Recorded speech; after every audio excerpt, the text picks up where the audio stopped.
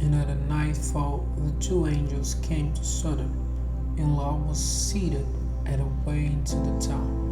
And when he saw them, he got up and came before them, falling down his face to the earth.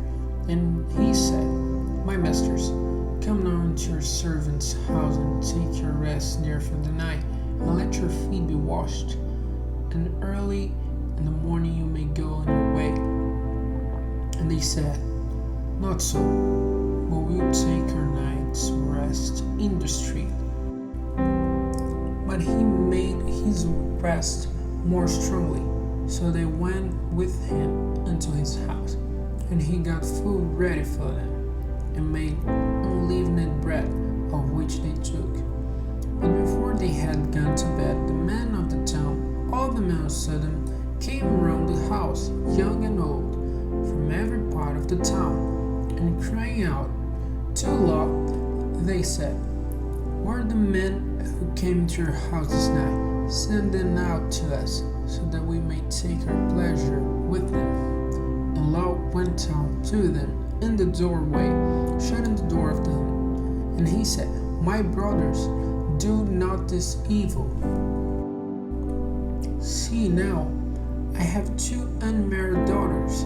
I'll send them out to you, so that you may do to them whatever seems good to you. Only do nothing to these men, for this is why they have come under the shade of my roof. And they say, Give way there, this one man, they said, came here from a strange country, and will he now be our judge? Now we will do worse to you than to them.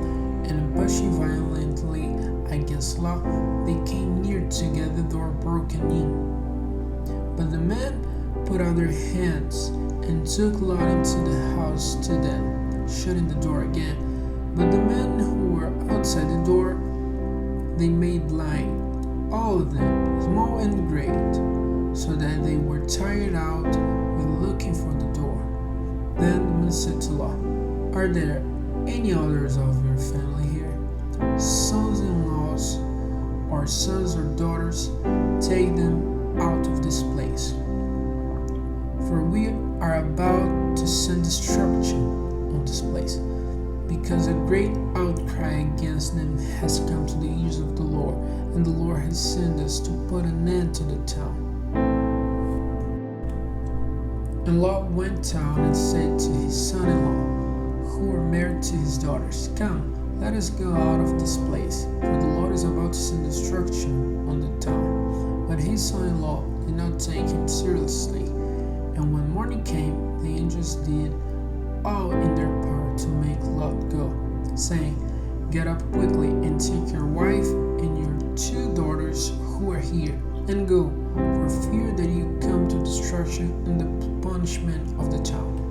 But while he was waiting, the men took him and his wife and his daughter by the hand, for the Lord had mercy on them, and put them outside the town. And when they had put him out, he said, Go for your life, without looking back or waiting in the lowland. Go quickly to the mountain, or you will come to destruction. And Lot said to them, Not so, O my Lord. See now, your servant has had grace in your eyes, and great is your mercy in keeping my life from destruction. But I'm not able to get as far as the mountain before evil overtakes me and death. This town now is near, and it is a little one. Oh, let me go there. It is not a little one, so that my life may be safe. And he said, See, I have given you your request, and this one thing more, I will not send destruction on this town. Go there quickly, for I am not able to do anything till you have come there. For this reason, the town was named Zoar. The sun was up when Lot came to Zoar.